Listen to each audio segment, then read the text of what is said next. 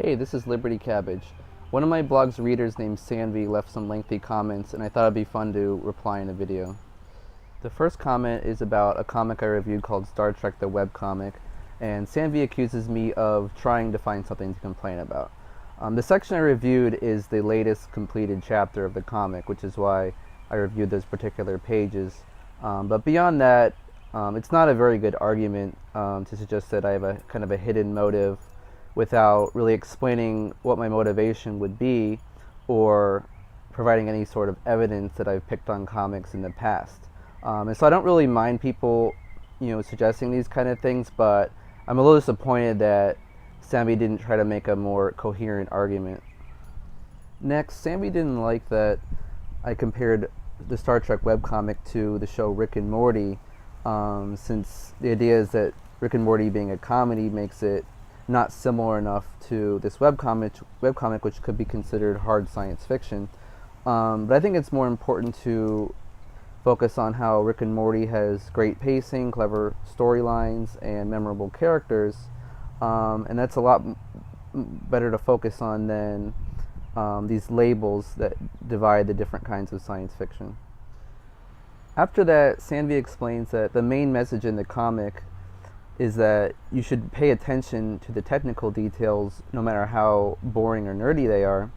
But the problem with this argument is that a message isn't going to be very effective if it doesn't make an impact on its readers. And since I complain that the comic is very boring, if a reader gets bored halfway through and stops reading, they're not going to get this message. Or if they, just read the comic, they think it's mediocre and forget about it, they're also not going to learn much from the message. So having a good message is not enough. It also has to be written in a way that is engaging to readers. The next thing Saanvi says is that this is kind of a weird chapter and I should have read the entire comic. But it was really a chore for me just to get through this one chapter, and I know I wouldn't have looked forward to reading additional chapters. I understand why people complain about me not reading entire comics, but since this is a hobby I do in my free time, it's very important that I actually enjoy doing these reviews and have fun reading the comics. The last thing I have to say about this comic is that I acknowledge in the review that I think some people would like it. Specifically, I think Trekkies would like this comic, and also people who have science or engineering backgrounds would probably like it. So I'm not saying it's, not going to appeal to every single reader. But personally, I thought it was boring, and I think most people who aren't Trekkies or really into science fiction would also probably think it's boring and slowly paced.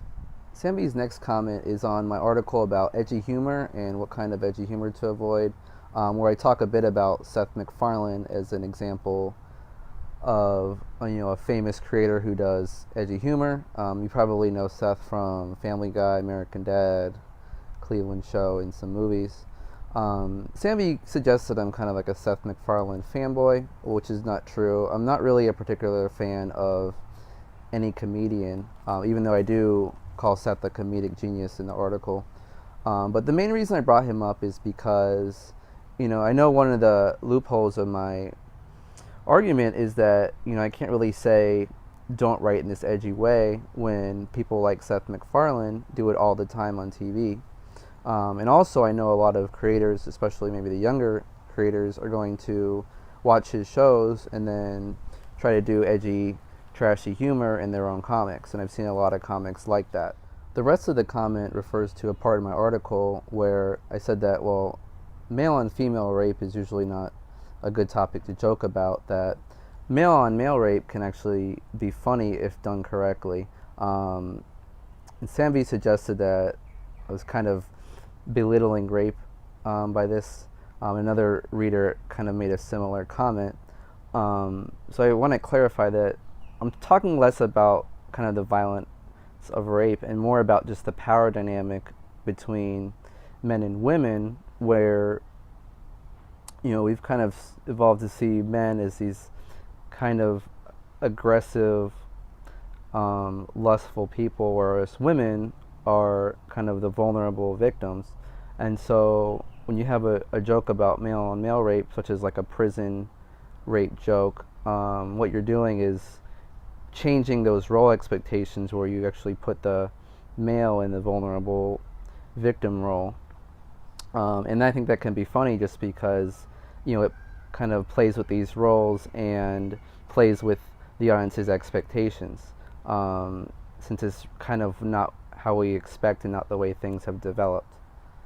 And if, whereas with a male raping a female, it's kind of what we think of as the normal, and also kind of a tragic common occurrence, even not necessarily as rape, but also just in terms of like sexual harassment, catcalling, domestic abuse, and any kind of violence against women. So it's always very important to look at the broader context when thinking about issues like that. And that's all I had to talk about today.